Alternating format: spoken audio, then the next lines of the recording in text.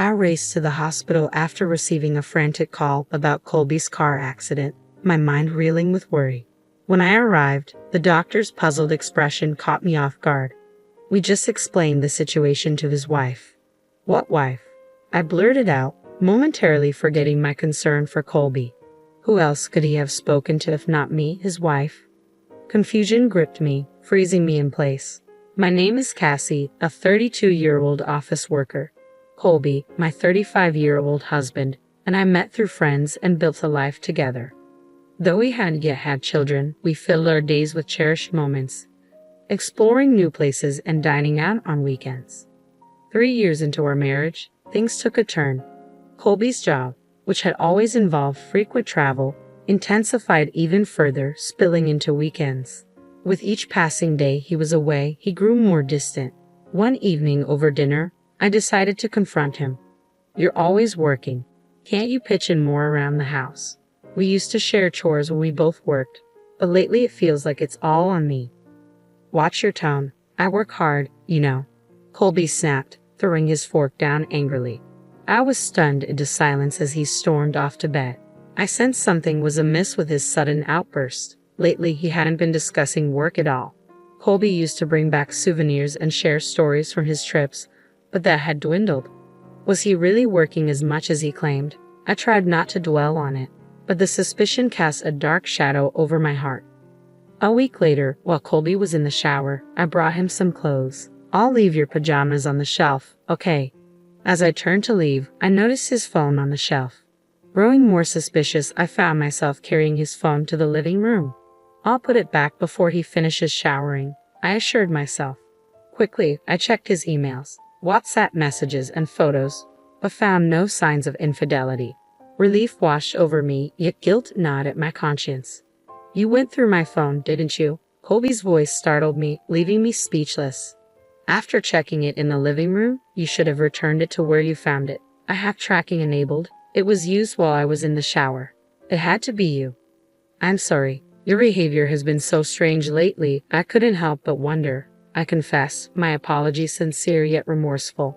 Besides, when I checked the contents of my phone, I felt a little anxious. Did you find anything? Nothing at all. I'm just focused on my work. It hurts to be suspected like this. I'm truly sorry, but I can't continue living like this. Let's get a divorce. His sudden declaration stunned me. I'm sorry for looking at your phone without permission, but I'm struggling to understand why you're suddenly talking about divorce. Can we talk about this?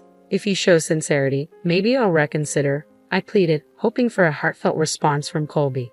He smirked, waiting for my reaction. From now on, you'll handle all the cleaning, cooking, and laundry. Basically, you'll become the housekeeper. His demand was unfair, considering my mistake. However, I couldn't agree to it. I've already apologized. Words aren't enough. Show me through your actions, or do you really want a divorce? Fine, I understand. Reluctantly, I agreed to Colby's terms for now, hoping he would eventually forgive me. It had been a month since then.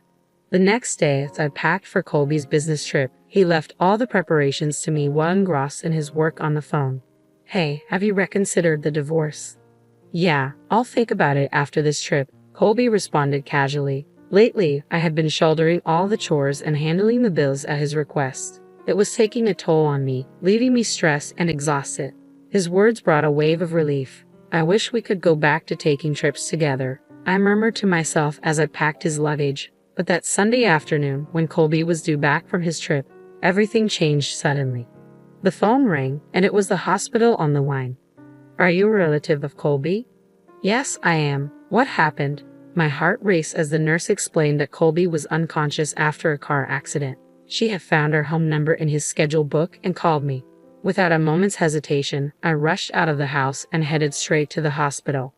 Please let him be okay, I prayed silently as I arrived at the hospital and was directed to a conference room. How is my husband? I asked anxiously as I entered, confusion clouding my thoughts and making my heartbeat thunder in my ears. We just briefed his wife on the situation, the doctor replied, casting me a puzzled look. What? I exclaimed in shock at the doctor's unexpected revelation. What are you saying? The doctor explained that Colby was in the car with another woman during the accident. Both were unconscious. Yes, I'm so sorry, I admitted, finally convinced by the evidence she showed me. As she opened up, she introduced herself as Effie, revealing she worked for one of Colby's client companies. He had deceived her into believing he was single and they had been in a relationship for a year. They were even planning to marry soon and had purchased the condo together. He bought a condo. Yes, we picked it out together. He said he would take care of everything. The shock hit me hard. He must have been using the money I contributed to our household expenses for that condo. I had told the doctor I was his wife because I had no idea he was already married. I'm truly sorry. Effie apologized, her voice filled with sincerity and tears threatening to fall. Initially, I had wanted to confront and blame his mistress, but now I felt more pity than anger towards her. She, too, had fallen victim to Colby's deceit. Please don't blame yourself. You were deceived by him just like I was. Instead, I have a favor to ask. I proposed to Effie, who regarded me with uncertainty. What do you say we team up to get back at Colby? Her expression shifted to confusion at my unexpected suggestion.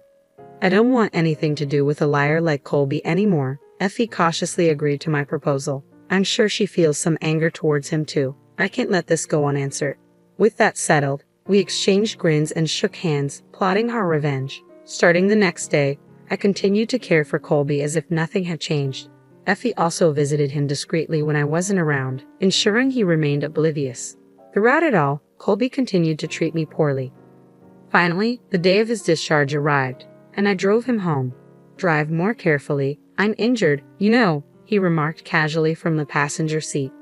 You're so useless, Colby sighed loudly, his attention already drifting to his phone, likely texting Effie. He seemed so carefree, unaware of everything. I couldn't help but smirk as I accelerated the car. Upon arriving home, I pressed the doorbell. Colby smirked. No one's home, you know. But today was different. Welcome home, Effie greeted him as she opened the door. What? Why? Colby looked bewildered as Effie ushered him into the living room.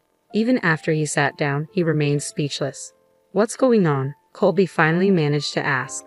We met the day you were hospitalized. We've become good friends, I explained calmly. What are you two planning? His suspicion was palpable. We're not planning anything sinister. We just want to discuss the future, I clarified as Effie and I sat facing Colby, who started to lose his composure. What's going on? You've been having an affair, haven't you? Pretending to be on business trips while actually with her. You've even bought a condo to live together. You threatened divorce just to be with Effie, I accused, my voice tinged with hurt and anger. Colby fell silent for a moment before defiantly meeting my gaze. Of course, I'd rather be with a younger woman like Effie than with an old hack like you. So, you're going to divorce me? I nodded, trying to mask my own hurt. We were planning to get married soon, so it all works out, right, Effie? Colby smiled at her, but she remained expressionless. I won't marry you, Colby, Effie stated firmly. What? I almost chuckled at Colby's stunned expression. You lied to Effie about being single, and now you think you can marry her. But you're leaving me, Effie. There's nothing stopping us now. Effie let out a deep sigh. After seeing how you treat your wife, I have no desire to marry you. I can't subject myself to that, Effie said firmly, her tone resolute. Colby's pleading tone sent a shiver down my spine. Why did you bring Effie here? You're confusing her. Fix this. Actually, I'm glad Effie could see the truth for herself. And here are the divorce papers. I've signed and stamped them already. You just need to do your part, I stated calmly, handing over the paperwork. It seemed Colby had been lost in a fantasy of a blissful life with Effie, oblivious to the practical and emotional consequences. Of course, you'll have to pay. You had an affair. I have plenty of evidence, including WhatsApp messages and photos from Effie, I stated firmly. No way. I'll also be seeking damages since you deceived me into thinking we were in a serious relationship with plans to marry. Being with a cheater like you makes my skin crawl. Don't ever contact me again. Between Effie and me, you're looking at about $4,000 in damages. Just so you know, I concluded, my voice unwavering. Initially trembling with anger, Colby's knees buckled, and he began to shake with anxiety. That's impossible. I just bought a condo. That's not our problem, Effie asserted as we stood over Colby, who hesitated before finally crawling over to my side. I made a mistake, okay? It was a moment of weakness. I'll never cheat again. Please give me another chance, he pleaded, looking up at me with clasped hands as if praying. Stand up, I commanded, my disgust mounting at his pleading expression. You were ready to leave me. How can I trust anything you say? Don't bother. From now on, communicate through my lawyer and ask for that condo. It's marital property, so we'll be splitting that too. What? What is this? Colby seemed stunned, clearly having daydreamed about a blissful life with Effie without considering the financial implications. Leaving our lawyer's business card on the table in front of him, Effie and I stood up and walked away.